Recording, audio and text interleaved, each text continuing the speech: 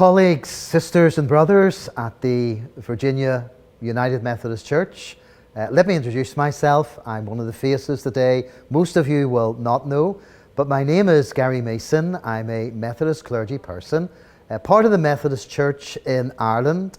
I've been ordained over 30 years and grew up really in what was known as that sectarian cockpit of Northern Ireland. Lived through 30 years of a very difficult internal civil war, looking at the whole concepts of political and religious polarization. Today the church has set me aside for doing more work on an international basis. So I spend about 6 months of the year in the island of Ireland, 3 months in the United States and 3 months in the Middle East.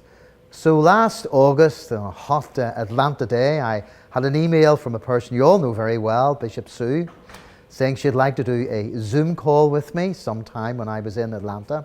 We had that call and she asked me would I accompany your conference as you attempted to wrestle with some of the issues around human sexuality. It was around that stage that I was introduced to a person that I've got to know very well, a person all of you, I'm guessing, in the room today will know very well, Mark Orgrim.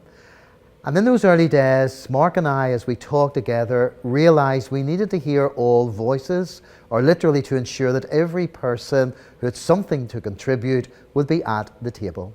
So Mark asked DSs to pick a number of people, which we come up with, 5 designated as traditional, 5 designated as progressives. I'm never, to be honest, really fond of those titles, but we had to use some labels to get people around the table.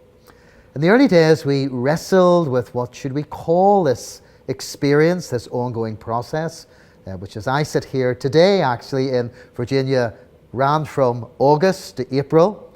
It was almost a 9-month, pretty intense process for those involved. I put on my thinking cap, but went back to the early 1990s when I developed a program called Journey in Understanding.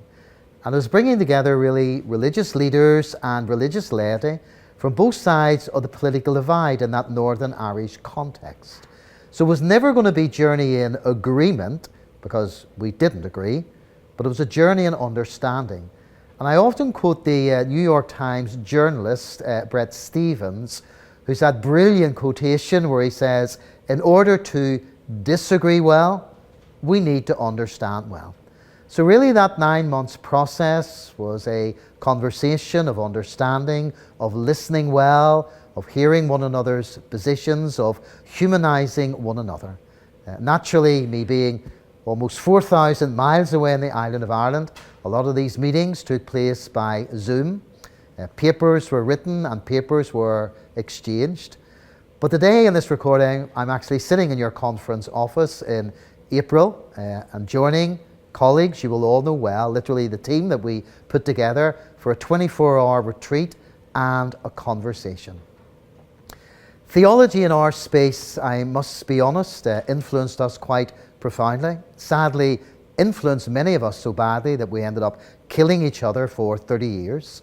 It was never a religious war, but I often say that what I would call theologies of superiority influenced us profoundly in the Irish context. And I really think it is the role of the church to hold these competing tensions together. No matter what your theology is, I think as you've moved forward, no one was going to deny the deity of Christ or salvation by faith or rewrite the Apostles' Creed. This is an issue in which godly, well-meaning people actually disagree. And I remember a person when I was doing theology, the evangelical Anglican John Stott, at the end of his life struggled with the whole reality of a literal hell. And I know within the Methodist Church of Ireland back home, and I'm reasonably sure it'll be the same within the Virginia Conference, there are people there who hold to universalism, people to a literal hell, those who believe in annihilation. I saw an evangelical writer there 2 years ago wrote a book on the topic of post-mortem salvation, where people after they die will be given another chance. So in many ways the church, to my mind, is about holding these competing opinions together. The late brilliant Chief Rabbi Jonathan Sacks talking about the way Jews wrestle with the Scriptures, dissect the Scriptures. I sometimes think within our Protestant or Reformed tradition, we read the Bible almost like a novel. There are many texts that do contradict each other, that we wrestle with. And my plea would be to your conference as you move through the next while, that as you look at these issues, to realize the person who disagrees with you is not doing it to irritate you or irk you or pour scorn on you. I'm working on the assumption that most of us take time through prayer, conversation and reflection to come to these conclusions. And I think it would be an amazing witness, and I've said this often to many of your colleagues, that you chose not to take a vote. You chose the more excellent way. You chose to wrestle with these things. You chose a process rather than immediately running for your Robert Burrows. And I want to commend you for that. And I really wish you well as you continue to have these conversations, to negotiate and to find that more excellent way.